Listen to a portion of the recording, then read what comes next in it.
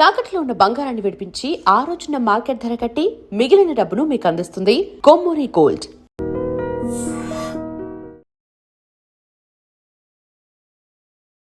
నమస్కారం, welcome to I dream. ధర్మ మార్గం విత్ విజిత కార్యక్రమానికి స్వాగతం.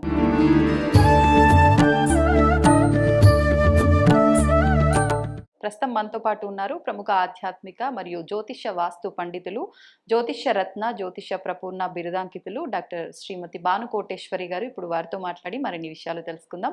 ముఖ్యంగా ఆధ్యాత్మికంగా నిత్యం ఆచరించే విధానాల్లో మనకి ఎన్నెన్నో సందేహాలు ఉంటాయి, వాటన్నింటినీ కూడా నివృత్తి చేసుకునే ప్రయత్నం చేద్దాం. నమస్కారం అమ్మా. జై శ్రీరామ్. శ్రీమాత్రే నమః. శ్రీ గురుభ్యో నమః. సంతోషం అమ్మ, మొత్తానికి చాలా కాలానికి మళ్ళీ మీరు ఐ డ్రీమ్ కి రావడం జరిగింది. చాలా హ్యాపీ. నాకు చాలా సంతోషంగా ఉంది రావడం, మిమ్మల్ని కలవడం చాలా సంతోషంగా ఉంది. థ్యాంక్ యూ అమ్మ, థ్యాంక్ యూ. ఎలాగో అక్షయ తృతీయ ముందే మీ షూట్ జరుగుతోంది, మరి దాంతోటే ప్రారంభిద్దాం. మొదటి టాపిక్ శుభకరంగా. అక్షయ తృతీయ అనగానే ఎక్కువగా మనందరం కూడా విశ్వసించేది ఆ రోజున ఖచ్చితంగా ఎంత వీలైతే అంత బంగారం కనుక కొనుక్కున్నట్లయితే మనకు అది అక్షయంగా ఉంటుంది, మళ్ళీ మళ్ళీ కొనుక్కునే అవకాశం, పరిస్థితులు ఏర్పడతాయి అని చెప్పి.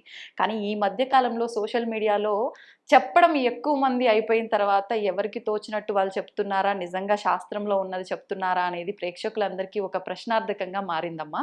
మరి ఏంటి వాస్తవం? అక్షయ తృతీయ రోజు ఏం చేయాలంటారు?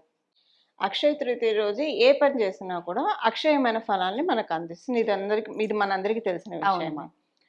ఇందులో భాగంగా అక్షయ తృతీయ రోజు ఏదైనా దానం చేసే కెపాసిటీ పెరుగుతుంది.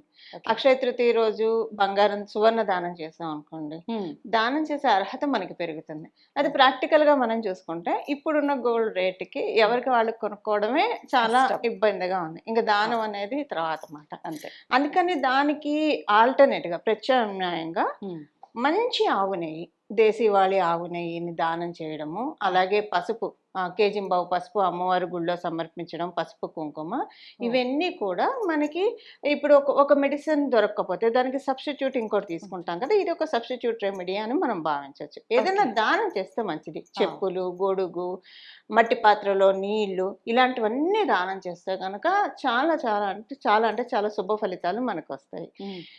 బంగారం కొనుక్కునే విషయానికి వస్తే శక్తిని అనుసరించి కొనుక్కోవాలంటే కొనుక్కోవచ్చు. ఎప్పుడైనా బంగారం కొనుక్కోవాలంటే మనం మంచి రోజులు చూసి కొనుక్కుంటాం. ఇది మంచి రోజు కాబట్టి కొనుక్కోవచ్చు. కాకపోతే ఈ రోజు కంపల్సరీ కొనాలి అనే దానికన్నా కూడా ఇప్పుడు మనం దానం చేయాలంటే కొత్తది కొనే కదండి దానం చేస్తాం. అలా కొన్ని దానం చేస్తాం కాబట్టి బంగారం కొనడం అనేది వచ్చి ఉండవచ్చు. మన దగ్గర ఉన్న పాత బంగారం కంటే ఎవరికైనా దానం చేయాలంటే అప్పటికప్పుడు కొనే కదా దానం చేస్తాం. ఇలా కొని దానం చేయడం వల్ల ఎప్పటికప్పుడు మనకి కొనే స్తోమత పెరుగుతుందని మనకి దానం చేసే ఇది ఎప్పుడు కూడా మన చెయ్యి ఇలా ఉండాలని ప్రతి ఒక్కళ్ళు కోరుకుంటాం కదా. దానం చేసే స్థితిలో ఉన్నాము అంటే మనకు అంత స్తోమత కలిగింది కాబట్టే కదా. అందులో ఇప్పుడు బంగారం దానం అంటే అంత ఇది యాక్చువల్ గా బంగారం కొనాలనేది విజిత ఒక 15 years బ్యాక్ నుంచి ఎక్కువగా వైరల్ అయింది. 18 years బ్యాక్ నుంచి అనుకోండి. అప్పటి నుంచి మీరు చూస్తే బంగారం ర్యాపిడ్ గ్రోత్ కూడా ఉంది. అంతకు ముందు 2005 బిఫోర్ బంగారం ఎప్పుడు స్టేబుల్ గా ఉంది. అవును, 2005 నుంచి ఇంకా అసలు కళ్ళాలు వదిలేసినట్టు ఇయర్ బై ఇయర్ పెరుగుతూనే ఉంది. ఎప్పుడైతే ఇది వచ్చిందో అక్షయ తృతీయ రోజు గోల్డ్ కొనాలని వచ్చిందో అప్పటి నుంచి ఇది పెరగడం ప్రారంభం. నిజమమ్మా. ఇప్పుడు 2006 లో మీరు అన్నట్లు 7 నుంచి 10,000 మాత్రమే ఉంది తులం. ఆ తర్వాత 20 ఏళ్ల పరిధిలో చూడండి 1,00,000 దాటిపోయింది. అప్పట్లో 1,00,000 ఉంటే అబ్బో బోలెడు బంగారం వచ్చేసేది మనకి, 10 తులాలు. ఇప్పుడు 1,00,000 ఉంటే అబ్బే అసలు ఎందుకు వేస్ట్ అనిపిస్తుంది. అంటే గోల్డ్ షాప్ వాళ్ళు కూడా ఏం కొంటారు, ఈ 1,00,000 పెట్టన్నట్టు చూస్తున్నారు. అలా అయిపోయింది పరిస్థితి. అలా చూసుకుంటే మనకి బంగారం పెరుగుతూ వచ్చింది కదా. అంటే ఇదేంటంటే ఈ బంగారం కొని దానం చేస్తే మంచిది. సో దానం అది బంగారం చేయలేని వాళ్ళు, స్తోమత ఉన్న వాళ్ళు చేయొచ్చు, లేని వాళ్ళు ఆల్టర్నేట్ గా ఆవు నెయ్యి కూడా దానం చేస్తే మనకి, అంటే ఈ గోవు చిత్రం వేసి దాంట్లో సరిపడినంత ఆవు నెయ్యి వేసి గోఘృతాన్ని మనము ఎవరికైనా బ్రహ్మలకి దక్షిణ సహితంగా ఏదైనా దానం చేసేప్పుడు దక్షిణ సహితంగానే ఇవ్వాలి. దానం చేస్తే మనకి కొనుక్కునే కెపాసిటీ పెరుగుతుంది. అంటే విశేషంగా ఈ దానం ముఖ్యంగా నెయ్యి దానం అన్నారు, పసుపు అమ్మవారి ఆలయంలో ఇవ్వమన్నారు. ఏది చేస్తే ఏ రకమైన ఫలితం మనకుంటుంది? చాలా చక్కటి ప్రశ్న అడిగారు. ఇప్పుడు పసుపు దానం చేసాం అనుకోండి. ఈ 2 నేను చెప్పడానికి కారణం ఏంటంటే, ఈ 2 కూడా గురుతత్వాన్ని సూచిస్తాయి. ఇప్పుడు ఓహ్! బంగారం గురుతత్వం. ఆ! బంగారు లోహానికి ధాతువుకి అధిపతి గురు భగవానుడు. హ్మ్. బృహస్పతి, దేవగురువు అయిన బృహస్పతి. అలాగే వీటిని కూడా గురు భగవానుడు అధీనంలోకే వస్తాయి. హ్మ్. ఇప్పుడు మనం పసుపు దానం చేసాం అనుకోండి. అవును. మన ఒక అదృష్టం. ఎప్పుడు అందరూ అనుకుంటూ ఉంటారు కదా! అవును. అదృష్టము త్రుటిలో తప్పిపోతూ ఉంది. ఇలా హ్మ్. దానం చేస్తే ఇలా విశేషమైన రోజుల్లో అమ్మవారి గుడిలో కానీ, లేదా ఒక సుమంగళి స్త్రీకి కానీ మనం తాంబూలంగా ఇస్తే ఆ! ఏమవుతుందంటే, దురదృష్టం త్రుటిలో తప్పిపోతుంది. సూపర్. అదృష్టం అలానే ఉంటుంది. ఆ! ఎప్పుడన్నా అలానే వెళ్తూ ఉన్నారు. ఏదైనా మేజర్ యాక్సిడెంట్ చాలా వెంట్రుక వాసిలో తప్పిపోతూ ఉంటుంది అవును. చూసారా? అవును. మన పెద్దలు, మన పూర్వీకులు, మనము తెలిసి హ్మ్. తెలియకుండా ఇలాంటివేవో మహత్కార్యాలు చేయబట్టి నిజం. మనకి అలా తప్పిపోతూ ఉంటుంది. హ్మ్. ఒక్కోసారి చూడండి అంటే నేను ఒక ఎగ్జాంపుల్ చూసాను.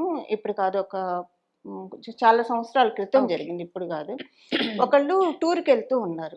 హ్మ్. టూర్‌కి వెళ్తూ ఉంటే మధ్యలో ఆగారు. ఆఫీస్ టూర్‌కి వెళ్తున్నారు. మధ్యలో ఆగారు. హైవేలో మధ్యలో ఆగారు. ఓకే. అక్కడ చాయ్ కొట్టు ఉంటుంది కదా! హ్మ్. చాయ్ తాగుతూ ఉన్నారు.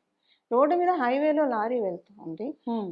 పాపం అసలు వాళ్ళని కొట్టే అవకాశమే లేదు. ఆ! ఆ పక్కకున్న వాళ్ళని ఎన్ని కొట్టారో ఒకతను స్పాట్‌గా ఇదైపోయారు. అయ్యో! అంటే పాపం అది అసలు అందరూ అనుకున్నారు. ఇలా జరగాల్సింది ఆ! కాదే అని చెప్పేసేసి. ఆ! అంటే ఇలాంటివి ఒక్కొక్కసారి అపమృత్యు గడియలు ఉన్నాయనుకోండి విజిత. అప్పుడు తెలియకుండా ఆ టైం గడియ జన్మజాతకంలో బాలేదనుకోండి హ్మ్. కొట్టేస్తుంది. అలా అయ్యో! కొట్టేయకుండా మనల్ని మనం ప్రొటెక్ట్ చేసుకోవడానికి హ్మ్. ఇలాంటి విశేషమైన పర్వదినాల్ని మనం ఖచ్చితంగా ఒడిసి పట్టుకోవాలి. ఇక్కడ గురుబలాన్ని మనం పెంపొందించుకున్నాం అనుకోండి, అవును. గురు భగవానుడు ఏం చేస్తాడంటే, సపోజ్ ఎవరైనా వెళ్తూ ఉన్నారు. ఒక హ్మ్. హిల్ స్టేషన్‌కి వెళ్తున్నారు. ఒక కొండ చర్య ఆ! చివరికొచ్చేసేసారనుకోండి కార్‌లో. అవును. ఇంకేం లేదు పడిపోవడం అనుకున్నా సరే, గురుబలం ఉంటే వెంటనే ఎవరో ఒకళ్ళు 10 మందొచ్చి అక్కడ నిర్మానుష్యమైన ప్రదేశమైన లాగేసేసి వీళ్ళని కాపాడతారు. అబ్బబ్బా! గురుబలం హ్మ్. అంత ఎక్సలెంట్‌గా పనిచేస్తుంది. ఎలాంటి చెరలో ఉన్నా మనల్ని అటు నుంచి ఇటు పక్కన పెట్టేది గురు భగవానుడు. అందుకని హ్మ్. గురుబలం ఎప్పుడు మనం పెంచుకోవాలి. ఓకే. దానికి ఉత్తమమైన రోజు అక్షయ అక్షయ తృతీయ. తృతీయ. మరి ఈ రోజున ముఖ్యంగా సింహాద్రి అప్పన్నకి చందనం కూడా చందనం. పెడుతూ ఉంటారు అవును. అని అంటారు. అవును. ఒకసారి దాని వివరణ కూడా హ్మ్. అమ్మా. మనకి తెలిసి లక్ష్మీ ఆ! నరసింహస్వామి వారి ఆవిర్భావ ఘట్టము. స్వామివారు ప్రహ్లాదుడికి తండ్రి గారైన హిరణ్యకశిపుడిని ఆ! చంపిన తర్వాత ప్రహ్లాదుడిని ఇన్ని కష్టాలకు గురి చేశాడే దుష్టుడు హిరణ్యకశిపుడని ఆయన కోపాన్ని చల్లారదు. ఆయన కోపాన్ని ఎవరు ఉపశమింపచేయాలనో ఉపశమించజేయడానికి సాధ్యం కాదు. హ్మ్. కేవలం ఒక ప్రహ్లాద బాలుడికి, కుమారుడికే సాధ్యమవుతుంది. హ్మ్. ఆయన ఉపశమింపబడడమే కాకుండా ప్రసన్నుడై ఈయనకి ఏం వరం కావాలో కోరుకోమన్నప్పుడు హ్మ్. నీవు వరాహస్వామి రూపంలో ఆ! మా పిన్నాన్న గారిని సంహరించావు. అలాగే ఈ లక్ష్మీ నృసింహస్వామి నృసింహస్వామి. రూపంలో మా నాన్నగారిని వధించావు. అవును. నువ్వు ఈ 2 అవతారాల్లో ఇక్కడే వెలువు అన్నప్పుడు స్వామివారు అక్కడ వెలిసారనమాట. ఓహో! అక్కడ వెలిసారు. అందుకే స్వామివారికి ఉగ్రతత్వం కాబట్టి హ్మ్. ఆయనకెప్పుడు చందనం పూస్తూ ఉంటారు. అది ఆహా! ఎప్పుడైనా మీరు తిరుపతి వెళ్తే గుండు కొట్టించుకుంటే చందనం అవును. రాస్తారు. దాస్తారు. చూడటానికి బావుంటుంది. చాలా అవును. క్యూట్‌గా చల్లగా అనిపిస్తుంది చందనం ఆ! రాసుకుంటే. అలా స్వామివారికి చందనం పూయడం వల్ల, అలదడం వల్ల హ్మ్. స్వామివారు ఎప్పుడు చల్లగా ఉంటారు. ఈ ఒక్కరోజే మనకి నిజరూప దర్శనం ఇస్తారు ఆ! స్వామివారు. మనం ఏం చేయాలంటే వెళ్లి ఆ చందనం తీసుకోగలిగితే మంచిది. అందరికీ ఈ పాజిబిలిటీ ఉండదు కదా ఉండదు. విజిత. ఉండదు. చందనం కూడా గురు భగవానుడి యొక్క బలాన్నే మనకి సూచిస్తుంది. హ్మ్. అందరికీ ఇది అవకాశం ఉండకపోవచ్చు. అవును. కొంతమందికి ఉంటుంది. అలాంటప్పుడు ఏంటంటే మనం ఇంట్లో కూర్చొని హ్మ్. స్వామివారి చందనం మనకొచ్చినట్లు, స్వామివారి నుంచి తీసినప్పుడు అది మనం అక్కడే ఉన్నట్లు, అక్కడున్న బ్రహ్మగారు మనకు అనుగ్రహించినట్టు ఆ చందనం మనం ధరించినట్లు ఇలా ధరించినట్టు. మనకి ఒక వర్డ్ ఉంది. భావగ్రాహి జనార్దనః అని చెప్పి. హ్మ్. మనం ఏదైతే భావిస్తామో అది అది. తదాస్తు అని స్వామివారు మనకి దీవిస్తారు. అందుకని మన భావాన్ని పట్టుకుంటారు. ఇప్పుడు అనుకుంటారు గదా కొంతమంది, అవునమ్మా. మన మనసులోకి దూరి చదివేశారా ఇంత కరెక్ట్‌గా చెప్తున్నారని. ఆ! దాన్నే భావగ్రాహి జనార్దనః అంటారు. ఓహ్! అలాగా మనం అనుకుంటే కనుక ఆ! స్వామివారు మనకి చక్కగా కటాక్షాన్ని ఇస్తారు. దీనివల్ల ఏం జరుగుతుంది? హ్మ్. మనం యాంగ్జైటీ లెవెల్స్ కమ్ డౌన్ అవుతాయి. హ్మ్. ఎప్పుడైనా మనకి ఎందుకంటే ఎవరైనా ఎమోషనల్ హెల్త్‌ని పూర్తిగా అన్ని వేళల్లో మనం బ్యాలెన్స్ చేయలేం కదా! చేయలేం. ఎప్పుడన్నా ఎంతటి వాళ్ళైనా తప్పుతారు. కొంచెం ప్రస్తుత మనం జనరేషన్‌లో మాత్రం ఇంకా చాలా కష్టం ఆ బ్యాలెన్సింగ్. ఎక్కువైపోతుంది. హ్మ్. అలా మనం బ్యాలెన్స్ చేసుకోవాలంటే అవును. ఇలాంటివి మనం చేస్తే అందులో విశేషించి ఇలాంటి పర్వదినాల్లో గనక మనం హ్మ్. ఇలాంటి భావనలు గనక చేస్తే చాలా బాగా మనకి సత్ఫలితాలొస్తాయి. మన ఎమోషనల్ హెల్త్‌ను కూడా బ్యాలెన్స్ చేసుకునే స్థితికి పరమాత్ముడు తీసుకెళ్తాడు. సంతోషం అమ్మా. చాలా చక్కటి వివరణ ఇచ్చారు. ధన్యవాదాలు.